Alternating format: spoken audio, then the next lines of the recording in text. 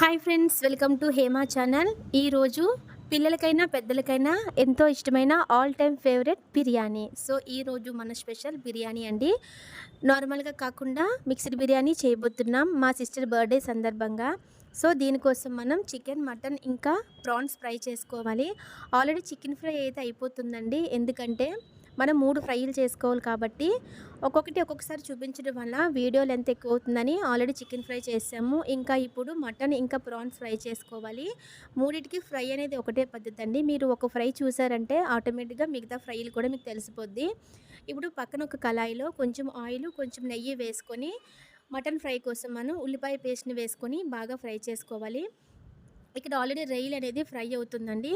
So దీంట్లో మనం ఇప్పుడు తగినంత కారం వేసుకోవాలి. మీ రుచికి సరిపడినంత కారం వేసుకొని బాగా కలుపుకోవాలి.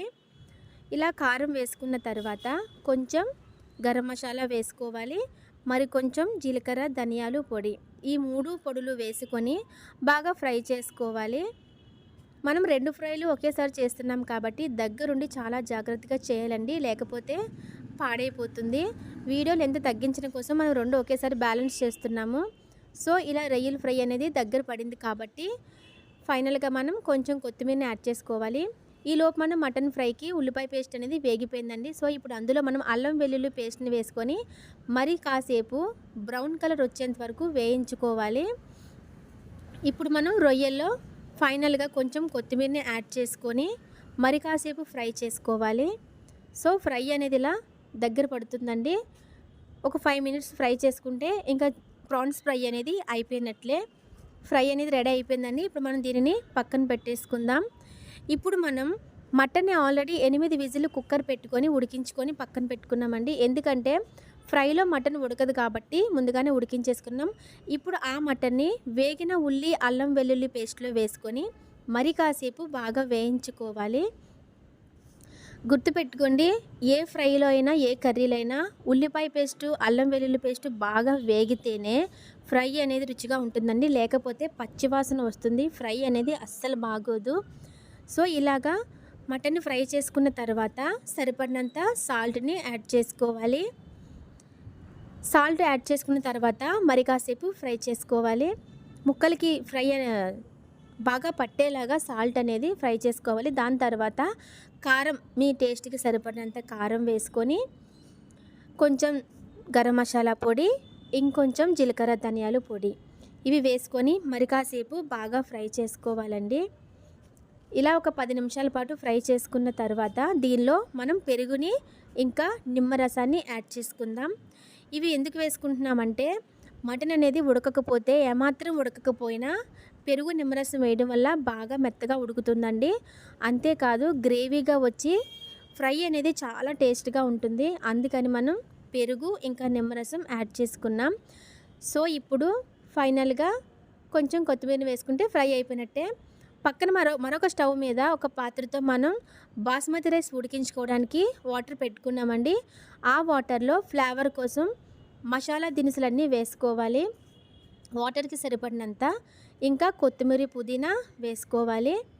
కొంచెం ఆయిల్, కొంచెం సాల్ట్ సరిపడినంత వేసుకోవాలి. ఆయిల్ ఎందుకు వేసుకుంటున్నామంటే బిర్యానీ అనేది మెత్తగా అయిపోకుండా పొడి పొడిగా రావడానికి ఆయిల్ అనేది వేసుకుంటున్నామండి.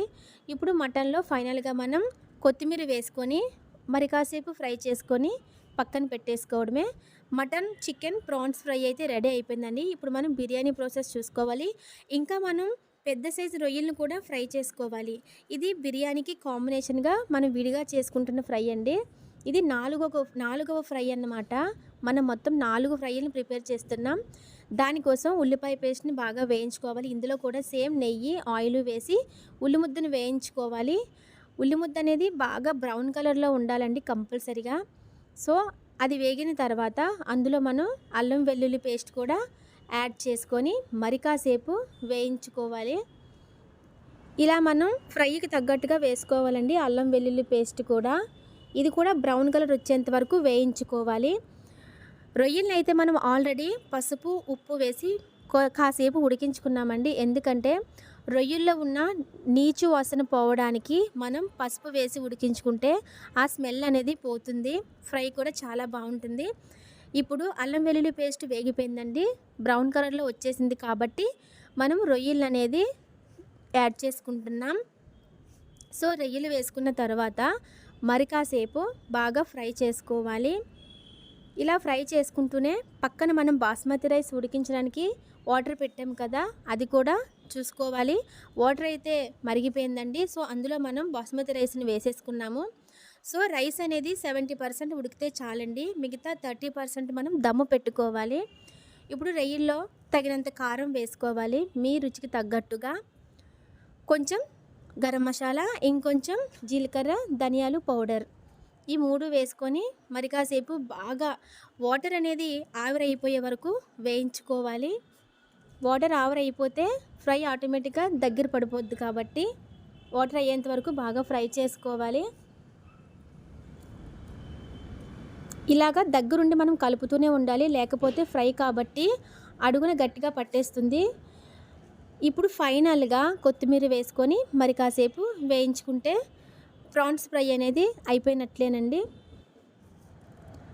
ఏ కర్రీకైనా ఫైనల్గా మనం కొత్తిమీరని వేసుకుంటేనే టేస్ట్ చాలా బాగుంటుంది.